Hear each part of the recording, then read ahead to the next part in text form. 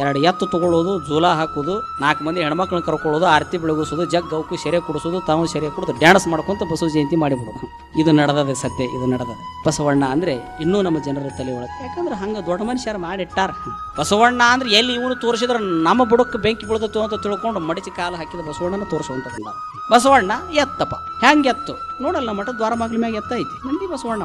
ಮತ್ತೆ ಬಾಗೇವಾಡಿ ಒಳಗೆ ಹೋಗಿ ಮತ್ತೆ ಏನೈತಿ ಅದೈತಿ. ಕಿಳೆಗಾಂವ್ ಕೂಗ್ರಿ ಏನೈತಿ ಬಸವಣ್ಣ, ಕೋಡಿನ ಬಸವಣ್ಣನ ಅದಾನ. ಎಲ್ಲೆಲ್ಲಿ ಬಸವಣ್ಣನ ಗುಡಿ ಅದಾವ ಅಲ್ಲೆಲ್ಲ ಇದ ಕಾಲು ಮಡಚಿದ ಬಸವಣ್ಣನ ಇಟ್ಟು ಬಿಟ್ರು. ಗೊತ್ತಿತ್ತವ್ರಿಗೆ ಈ ಬಸವಣ್ಣ ಏನಾರ ಗಿಂದ್ರಿಸಿದ್ರೆ ನಮ್ಮ ಗಂಟಿ ಸಪ್ಪಳ ಕಡಿಮೆ ಅಕ್ಕವ ಅನ್ನೋ ಸತ್ಯ ಗೊತ್ತಿತ್ತು. ನಮ್ಮ ಮಂಗಳಾರತಿ ಕಡಿಮೆ ಅಕ್ಕವ, ನಮ್ಮ ಗಂಟಿ ಕಡಿಮೆ ಅಕ್ಕವ, ನಮ್ಮ ರುದ್ರಾಭಿಷೇಕ ಕಡಿಮೆ ಅಕ್ಕವ ಅನ್ನೋದು ಗೊತ್ತಾಗಿ ಈ ಬಸವಣ್ಣಂದು ಹೆಸರಿಟ್ರು. ಆದ್ರ ನಗಾ ಹೆಗಲಿ ಮ್ಯಾಗ ಹಾಕೊಂಡು ಹೊಲ ಹೊಡೆಯುವಂತ ಬಸವಣ್ಣನ ಕಾಲು ಮಡಚಿ ಇದ ಬಸವಣ್ಣ, ಇದ ಋಷಭ, ಇದ ನಂದಿ ಅಂತ ತೋರಿಸಿದ್ರು.